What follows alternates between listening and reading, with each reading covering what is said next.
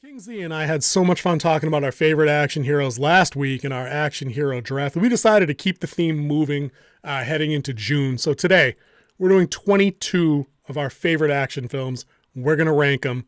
Come check us out.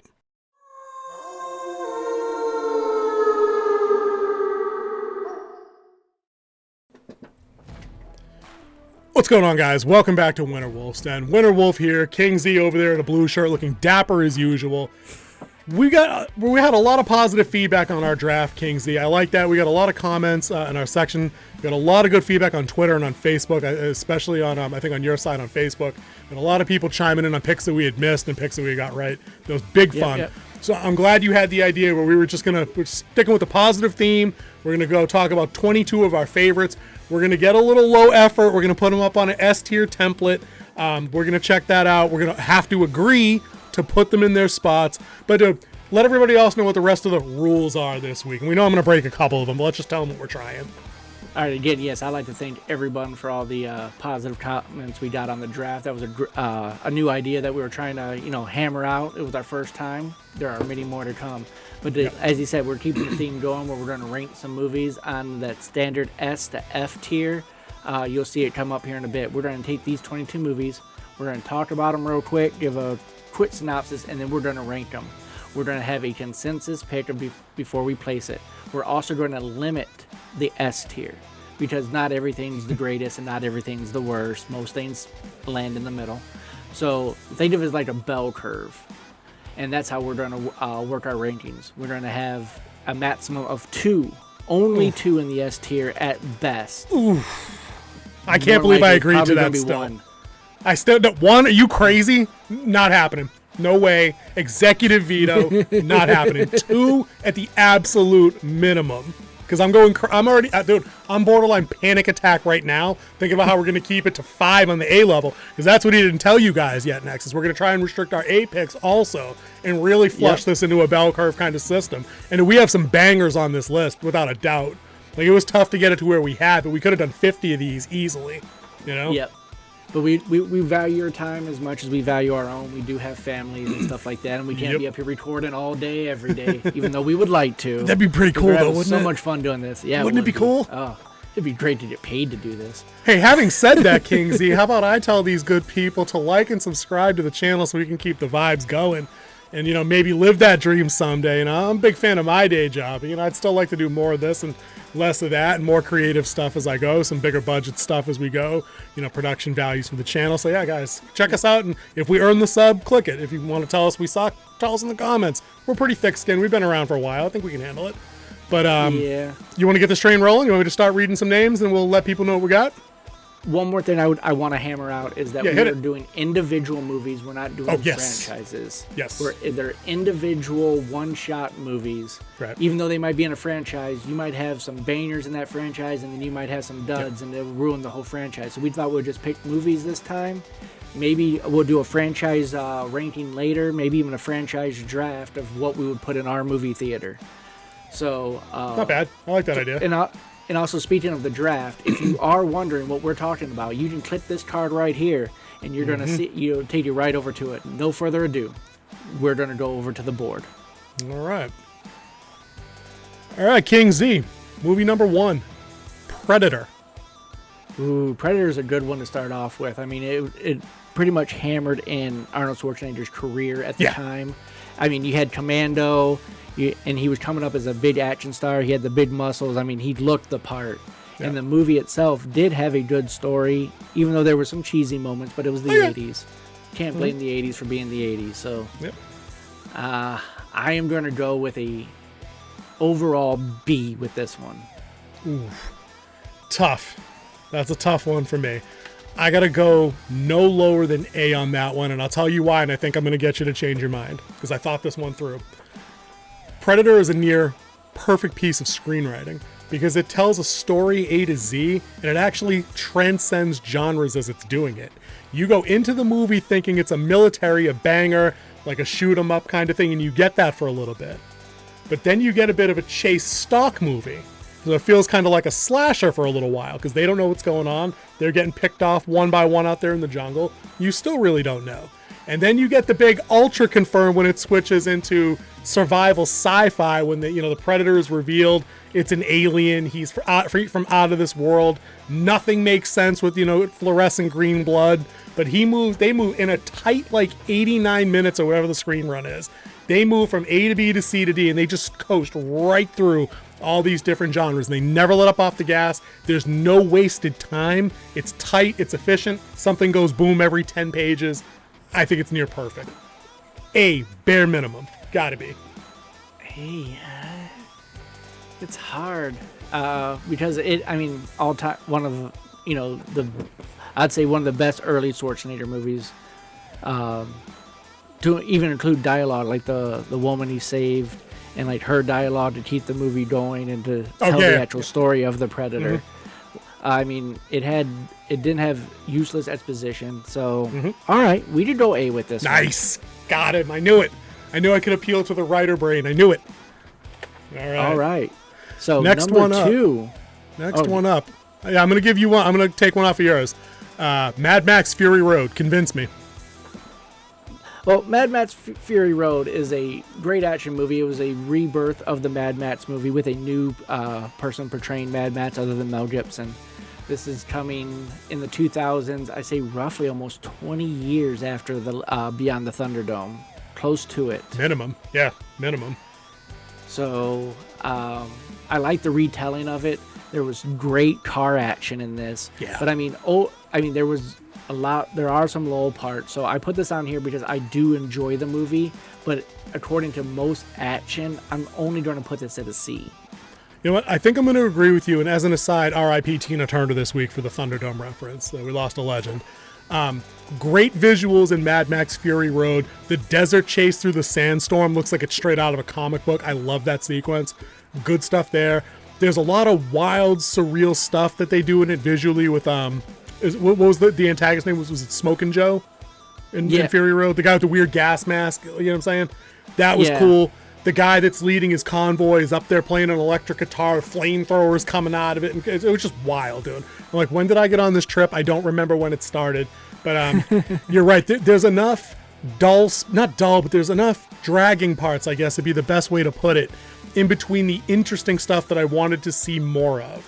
So I guess middle of the bell curve is where this belongs, and that's not to say it's bad, guys. You got to remember that about a bell curve. It just means it's kind of average because, like King Z said, not everything can blow you away all the time, and there's very few things that are objectively awful. And this is neither of those things. So I think the middle ground at the C spot is right where this needs to be. All right. Number 3, if you don't mind, I'm going to take one off of my side of the list. And I'll give my own little intro to this one because this is a personal favorite of mine, but we can put it, we'll consensus where we do. Terminator 2. Again, you gotta love a story that's essentially a sequel to something that wasn't exactly a smash hit at the box office and literally takes in every aspect it could raise the stakes from 6 or 7 to 10 or 11. This one does it.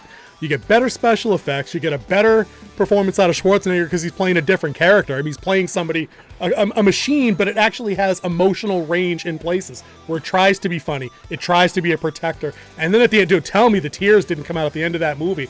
I understand why you cry, but it's something I could never do. Dude, a machine couldn't say that. You know what I mean? Like, that's the perfect going out thing. And then the thumbs up going down into the molten steel. I just love it, dude. The T-1000, one of my favorite all-time movie villains. Maybe I don't have to sell this one to you. This is a bare minimum A for me, I think. This breaks the bell curve. It defined a genre. It defined a franchise. Everything after this in that franchise has been awful, except Salvation, which isn't on our list. That's true. And yeah, T2, when it came out, it was state-of-the-art CGI at the time. Which, I mean, the CGI did not hold up over time, but of course, better computers, better technology, you're going to have better CGI. But at the time, it was mind-blowing. Yeah. I always forget the actor's name who played the T-1000. Robert Patrick from X-Files. Yep. Robert Patrick. Robert Patrick, who loves playing Navy SEALs as well. Yep. Mm-hmm. Dude, T2, right? Every time he does that, the Michael Myers head tilt, it's, dude, terrifying. It's because then he's going to turn his arm into a knife and shank you. You know what I mean? Love it. I would have to agree that this does belong in the top tiers. I would go with A as well because it's not at that S level yet for me. So I will agree with you with A. I'm trying to save. I know we're gonna save the S tiers, and I already stole one, so I figured nothing I can say. I can't justify trying to get another S out of you. So I'm gonna let you, pitch them on your own to see what you can get up there and convince me of. Next on the list. Let me go next. Yep. Let me go next, and I'll tell you one. Here you go. This would be my first vote for S tier, and I'll tell you why. Shoot. One, it was the movie of all movies for me. It was great all around. You had great protagonists, you had great antagonists, you had up and down, you had different story arcs, and the action in it was outstanding. It was hands down one of the best performances from an actor that I have seen. All right, I'm hold going on. with The Dark Knight on this one. Okay, there we go. Okay, just checking because I was looking at our whole list and I was trying to narrow it down. Dude, Dark Knight's pretty solid. I mean, I've seen people try to pick that apart, in terms of like the Joker's motivation or his plan or something like that. And I'm going to have to cash in the fanboy card one more time for Batman on this one. I think I'm right there with you. I don't think I can challenge. I think you picked the right one to try and sneak into the S tier that I just wouldn't resist at all. And I think the entire Nolan trilogy is stuff that I can watch over and over again. I don't particularly enjoy Dark Knight Rises as much, but The Dark Knight, anytime that's on, I can watch. I was just watching the ending of that today when I was doing some other work for another project, where Gordon's explaining to his son why Batman has to run at the end. Dude, goosebumps. The score, dude, the music, ridiculous. Yeah. And for the people who try to pick apart the Joker in this and Heath Ledger's performance and like his motivation, they don't understand the Joker in that. Right. Agreed. The Joker's just there to watch the world burn. He doesn't care about money. He doesn't care about anything except watching the world burn. Dude, I just used that line in casual conversation the other day where I was like, it's not about the money, it's about sending a message. You know what I mean? Like it's entered the lexicon of things we can quote. If your movie is quotable, that's how you know you've arrived.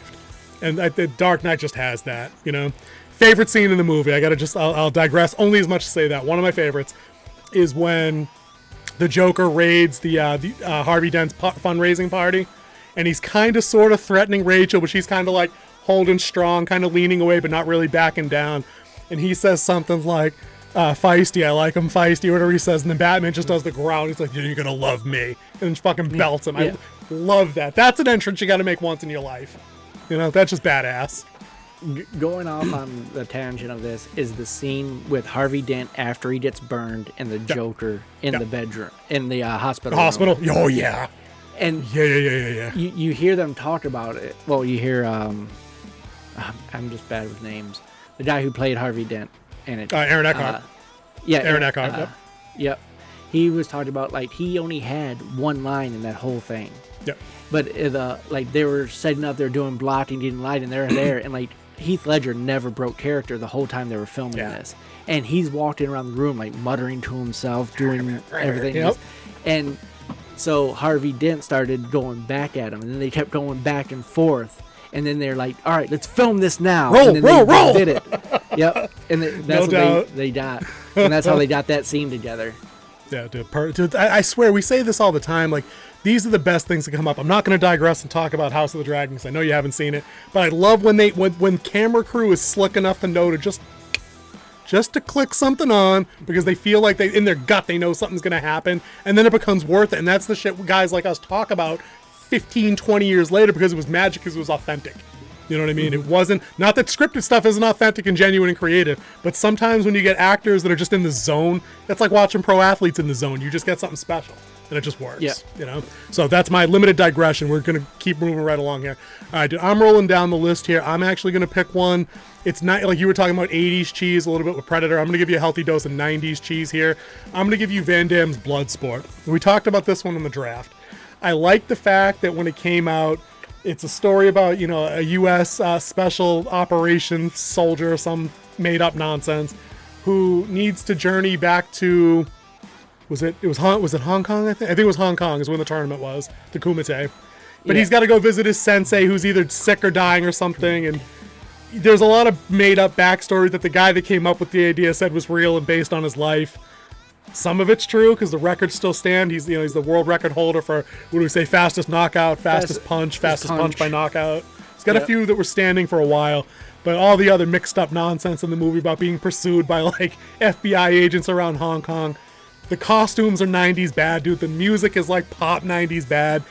But when they get in the ring, watching Van Damme be shredded and just destroy people is fucking 90s awesome. Love it. You gotta love the drunk, large American, too. Oh, love him. Who's just a straight street fight. Dude, that's Ray Jackson.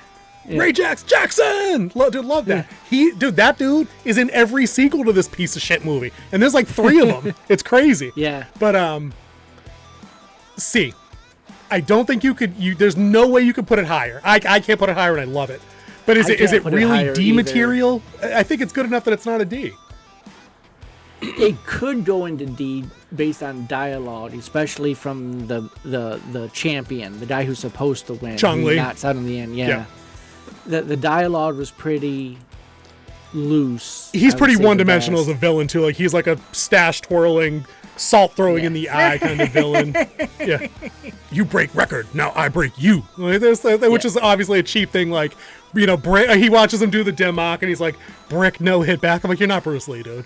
Like, just stop. Yeah. You really want to dunk it down to a D? Because remember, D is pretty bad. D is getting down there. Is it really only one click up from the bottom? All right, fine. Let's put it in D and see if we have to elevate it up based on other things that come out of D.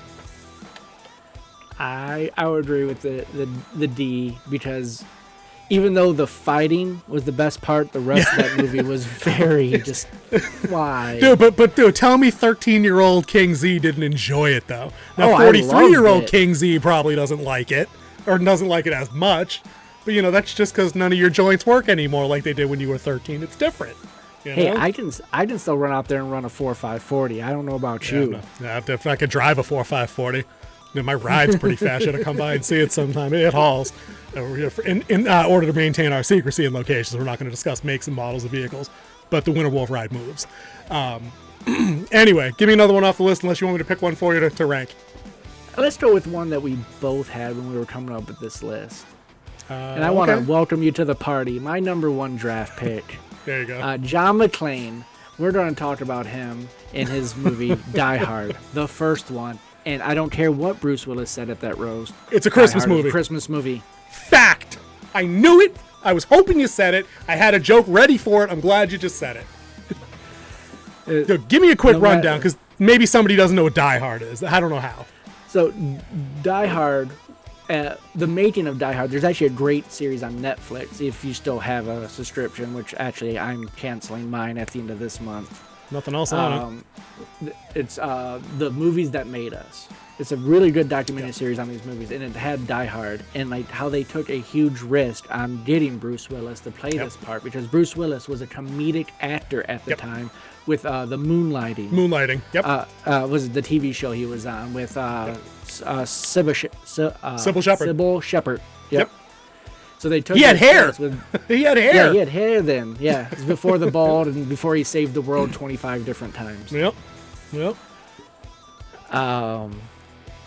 So this movie was a huge risk, but he pulled it off. And another person who's in his very first movie debut, and that was the villain, and that was Mr. Alan Rickman. God rest your soul. Yep. We miss you every day. One's up. Yeah, we're missing some good actors that's passed away. I mean, we brought up Heath Ledger already, and now... Dude, Hans Gruber's a great villain, dude. This makes for a great pick. Grade it so we can talk a little bit more about the movie, because I do have one more thing I just wanted to say about Die Hard. It was straight 80s cheesy, but it had enough, like a one-man wrecking machine, of course, type movie.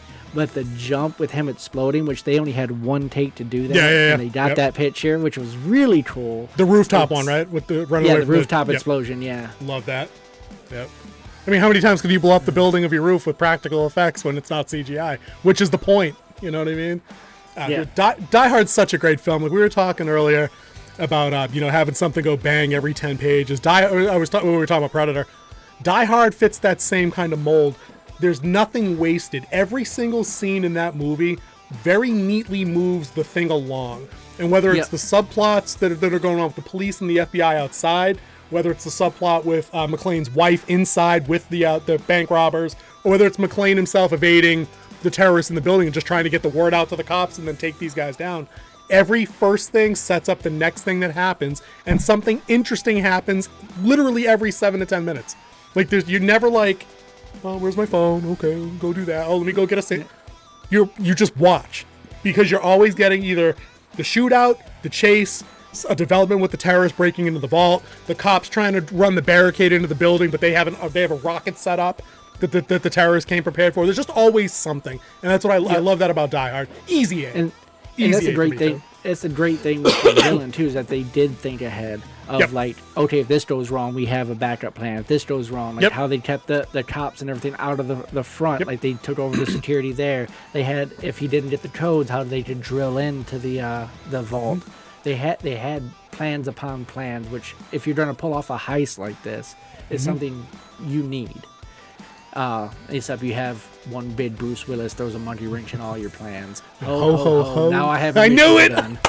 I knew he's gonna say it, dude. I love it, and I love it because this movie. I love the villains as much as I love John McClane and Sergeant Al Powell of Family Matters fame. You know, outside on the ground, like he's ripping on the FBI agents, and like the bad guys are also ripping on the FBI agents and the LAPD for being so inept. Like I love that one scene where the bank robbers tech guy, like the guy that's actually running the drill.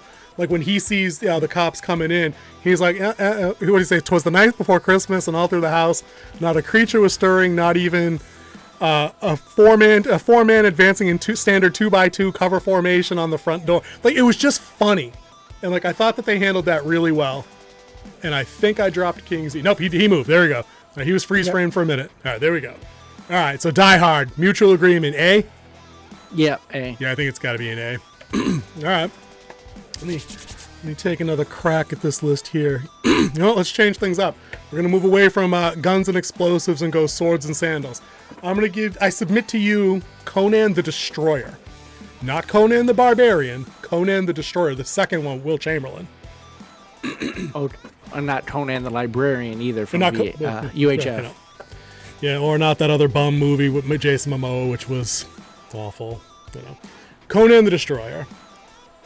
It's about as thin and basic as you can get.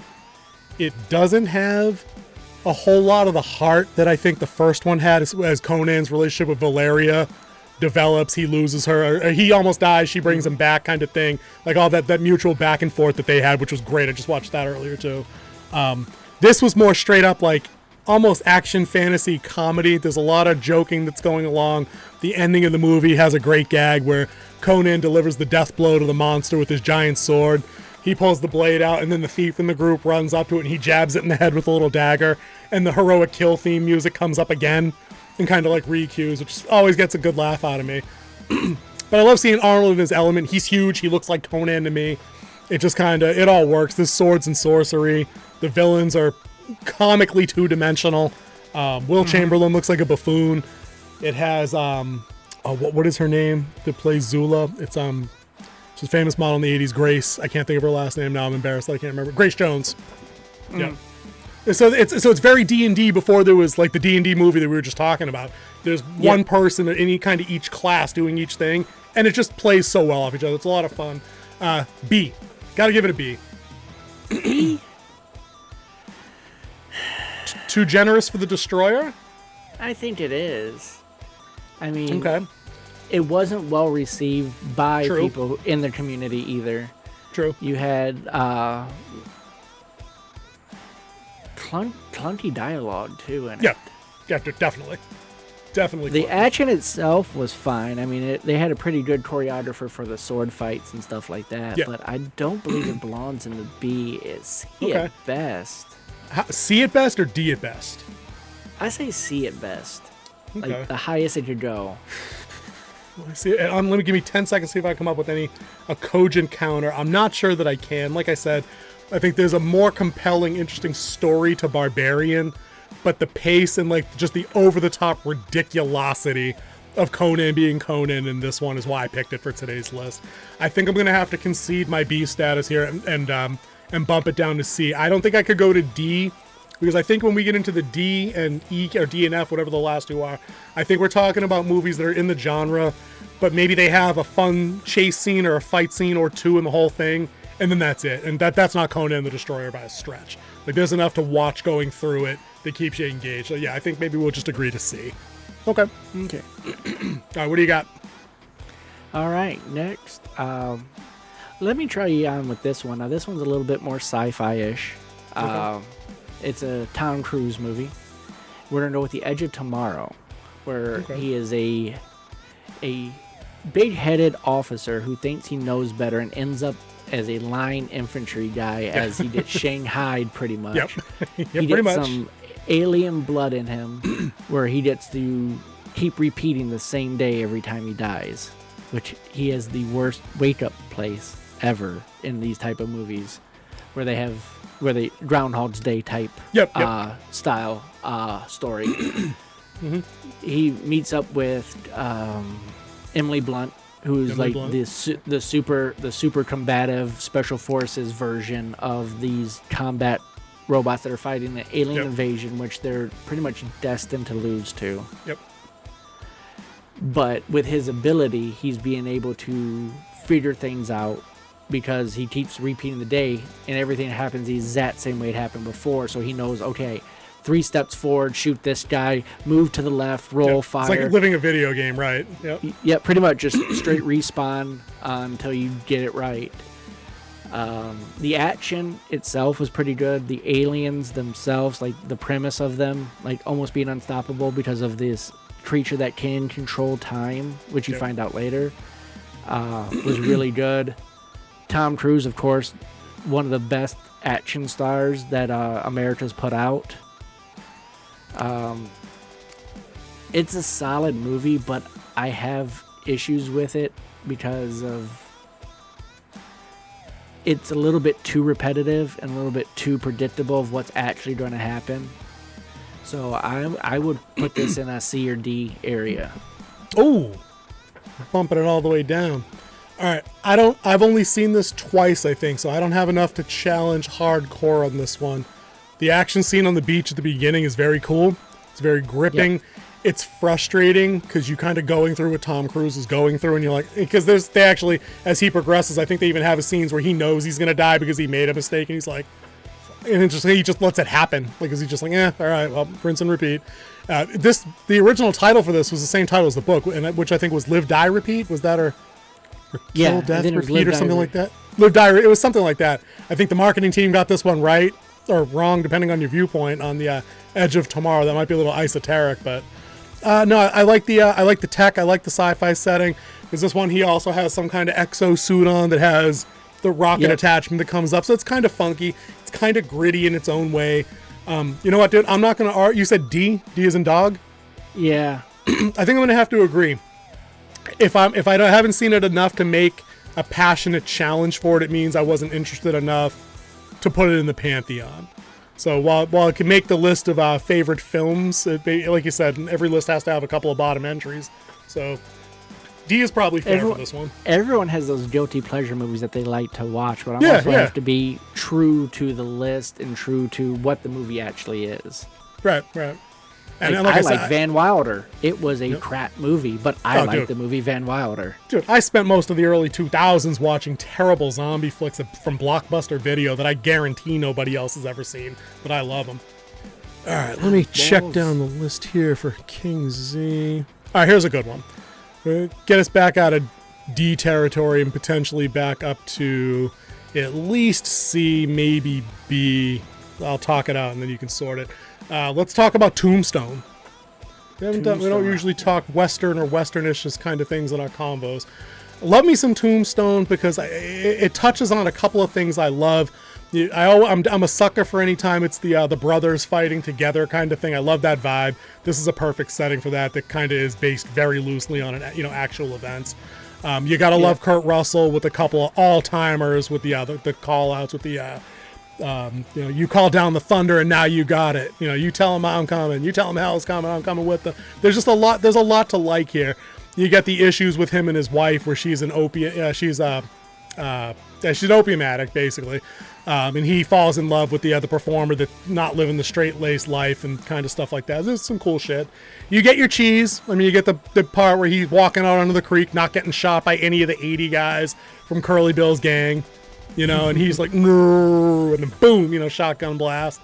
Michael Biehn as Johnny Ringo is ice water in his veins as Doc Holliday's kind of foil.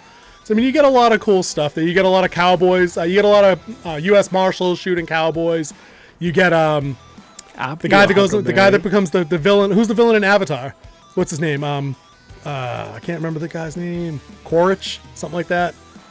Yeah, it's him. He's the guy. He's the guy that Kurt Russell almost has to shoot for shooting the deputy. And then he's the guy that he says, you know, you tell him, hell, I'm coming with him. Like that. That guy's in it, and he was drunk the whole time and played a great role. So in Tombstone, I think I got to put it in C. It's not B. I think there's down sections to it that are a little dull, but there's enough cowboys getting smoked in this to solidly give it at least C, if not B. So it's a retelling of the gunfight at the OK Corral. OK Corral. And of course, Doc Holliday, Wyatt Earp. Yep. The story's been told thousands of times, but I really appreciate this one. He's like, go ahead and pull that smoke wagon. See what happens, dude. That's what I mean. But dude, there's so many lines like that. Dude, there's that. But so you talk Doc Holliday. Think about all the other great shit that he says, right? After the shootout at the creek, you know, the one guy says, you know, where's Wyatt Earp? Down there walking on water or whatever. And the two other cowboys are talking amongst themselves, and he goes, you ever seen anybody do anything like that? And he goes, shit, I ain't never heard anybody do anything like that. And then the conversation goes on, and it's like, you know, would you do that for somebody else, or would you do that for a friend? And the one guy's like, I wouldn't. I got lots of friends. And fucking Val Kilmer knows. He goes, I don't. You know what I mean? So in 2 words, he's telling you why he'd risk it for Wyatt Earp. And then as he's dying at the end, and Wyatt Earp comes to visit him, he gives him like the dying advice. He's, you know, stop waiting for what you think is your real life to begin, dude. Like, there is no real life. It's just life. If you want to be with the redhead, go. You know what I mean? But don't, if you have any love for me, get out of here now and let me die in peace, kind of thing. You know? He didn't win an award for that. He got robbed. Yeah. I mean, look at the cast in this movie is amazing. Oh, stacked. Kurt Russell, Van Kilmer, Sam Elliott. Yep. Bill Paxton was Bill the younger Paxton, brother. Yep. Yeah. Billy Zane. There's tons. The guy that played Curly Bill, I can't remember his actual name. He was a big thing at the time. Michael Biehn was in there. The redhead he was into is can't remember her name. And now it's disappointing me because I knew that recently because I was just talking about this. But you're right, dude. Star-studded, stacked, absolutely stacked. So this movie captures what the Wild West actually was and meant to be. I will actually bump it up to a B. Oh, okay. All right, then I'm along for that ride. Okay. You're throwing it one category up higher. I'll take it. I will take it.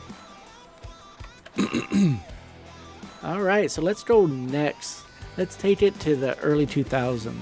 Okay. One of the biggest franchises during the early 2000s because of hot, young Matt Damon. We're going to go with The Bourne Identity. We're going to go with the first one in the trilogy, which I think was, I would say, the best one because of... There was so much intrigue and there was so much mystery wrapped around the character of Jason Bourne. Yep. I really liked it. I liked how they used Matt Damon out of his normal roles and put him into an action star. He learned all of that hand-to-hand stuff, so it would look more authentic. So he really committed to the role. I mean, this is the movie that really launched Matt Damon's career. Not all the other stuff he did. This was the movie that launched Matt Damon. Mm-hmm. I think it was a great adaptation of the book, even though I haven't read the book. I mean, a lot of people have said this is a very accurate adaptation of the book. Of course, books are always better. I will never say a movie is better than the book unless it's the dictionary. We add that in? I'd add it in. Give me a grade. I will put this, again, I would go with a B type rating for this. It's not A, it's not S, but it's still top. I mean, above average. I would give it B also. I can admire, I think it filled a bit of an itch for audiences when it came out. We were, I think, in between Bond movies when this came out. We were in between Brosnan and Daniel Craig. So I think this fit the role for kind of a more serious, more gritty kind of spy thriller thing, like you said, with the hand-to-hand combat, the parkour. Like, this movie basically made parkour famous when it came out with the some of the running, jumping through the window bullshit, the same way that then Daniel Craig's Bond kind of rebrought it back to the Yeah, forefront this when movie that came out. changed a little bit of the spy Right. genre, and it changed Right. the Daniel Craig Bond character from the smooth, silky, talk Right. your way in to being a little I bit think a more lot of that physical, was based more, on Bourne, right? Yeah, Yeah, no, so I think that much like Edge of Tomorrow, I think I could rate this higher because I'm a bit of a sucker for this genre. I could rate it higher if I could sit here honestly and say that I've seen it more than once or twice, but I haven't. You know, and I think I've seen Ultimatum and the and Agenda probably only once a piece, and the Renner thing I don't even think I ever finished. That was not anywhere near anything that I was interested in really watching all the way through. So I think if you're in B category for the Bourne Identity, I don't think I could argue. yeah. I I don't think could. it could go much higher. And of course, yeah, I've watched the other ones only. I think I've seen each movie twice. to tell you the Okay, so that's truth of the I mean, whole it's kind of thing. it's kind of there, but it's not like you said. You're probably never doing a solo project about how great the franchise is. Maybe Yeah. I don't know. Okay, all right. Let me go down the list here. Okay, I'm in the mood for some satire. Let's talk original RoboCop.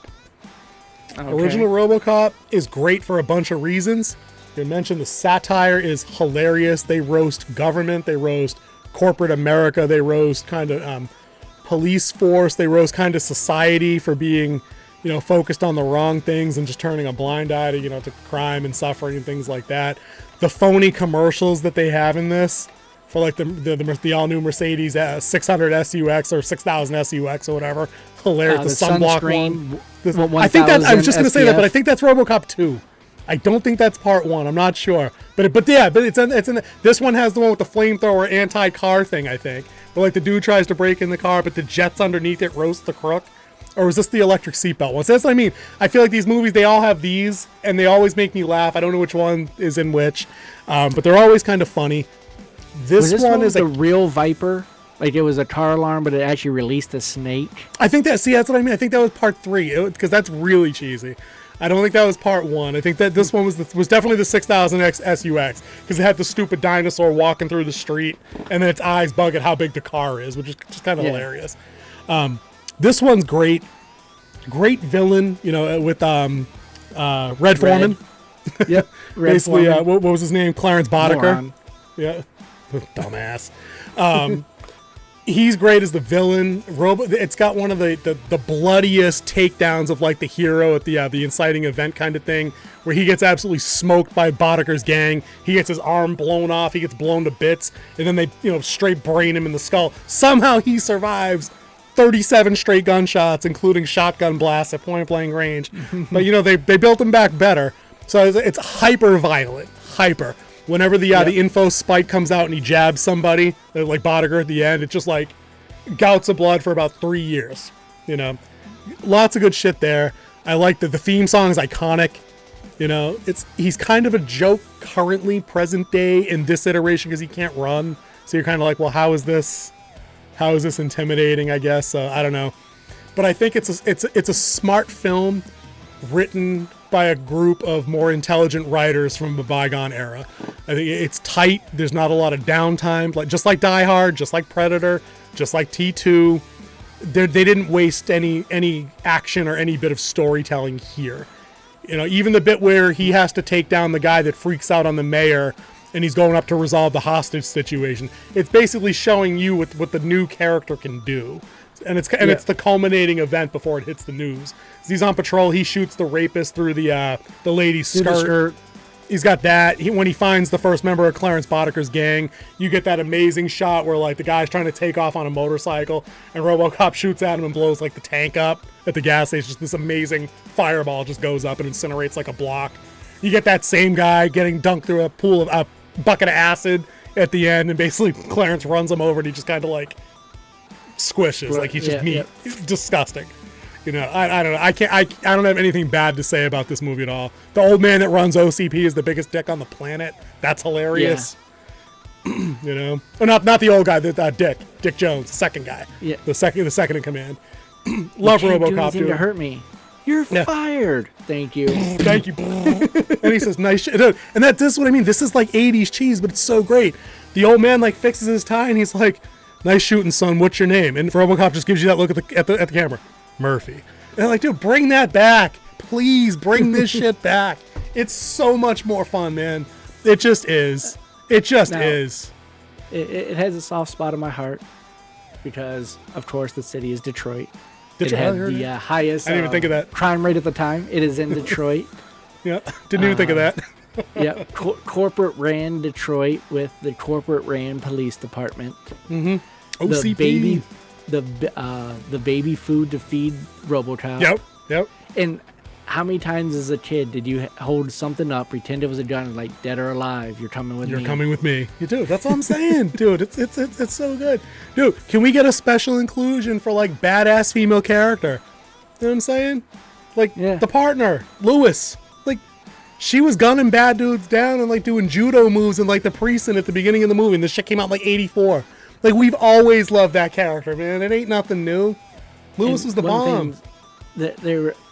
They erased his memory to build RoboCop, but his you can't erase some like a hard drive. You could format a hard drive, but there's still bits and pieces of your former data on there, and I think they played that great. Like they knew something that most of America didn't know at the time. Also, it was one of the first times you actually saw PTSD portrayed, like true PTSD, because he had when you had the flash, the first time flashbacks ripping through the flashback, and the first time he showed down with. Oh, the dude on the motorcycle. Yeah. He's holding on him, and the guy's like, "We know you. We killed you." And he starts shooting at him with the Uzi and shit, and dude, it was dope. And then I think you're right about the PTSD, because I think the next sequence after that, or shortly thereafter, is when RoboCop goes to his old house and finds it's on sale. And he's basically getting flashbacks through memory lane as he's walking through the house, and then he eventually just like destroys the monitor because he's like, "The fuck is going on here?" And then I think that's when he goes back to the precinct and. I think like after he kicks off, and they try to clean him up a little bit. Yeah, you can't reformat the soul. His soul was poking back through something like that. You know what I mean? Like the attachment to his human side. It was just a great movie. A. I don't care. Whatever. It's too smart not to be an A. I don't care if he can't run. Don't care. I can't disagree. It was one of my favorite kids. That's what I'm saying, dude. Yes. Kid. I can't say no to RoboCop. Now, if we were talking RoboCop 3 or some bullshit, that's different. You know, he's got a jetpack. There's ninjas. Who cares? Yeah, RoboCop 2 was had one of my favorite lines, because the cops were like picketing at it. But at the end, when they're going to go get the cops, I know the line. Cops, and the guy's like, I don't know where they're going, but they're going to kick somebody's ass. That was so funny. Dude, that shit was a riot. That was a riot. Dude, but there's a lot of good visual storytelling in that too. Like when RoboCop comes through after he realizes he's sick and tired of having all the extra directives, and he grabs the power breakers outside the precinct and shocks himself back to just the first 3 directives. But he passes out, and like the other cops drop the picket signs and shit. And then they go to make the litter out of their jackets so they can like pick him up and bring him inside. He's like, "Let me up," you know what I mean? Like, I'm fine. We're gonna go get Kane. And then I think that kicks off the scene you were just talking about. But they have a great shot, I'll never forget it, where it's like all the picket signs they had been holding. They basically show it's a low shot where like they show you their boots stomping over the signs as they're like going to kick some ass or to pick RoboCop up. One of the two, I can't remember. But I'll never forget that shot. And I'm like, dude, that's a pretty sick shot. I was like, all right, we're putting this shit aside. We're gonna go do the thing now. You know what I mean? Great shit, dude. Great shit. All right, pick one. Let's keep going.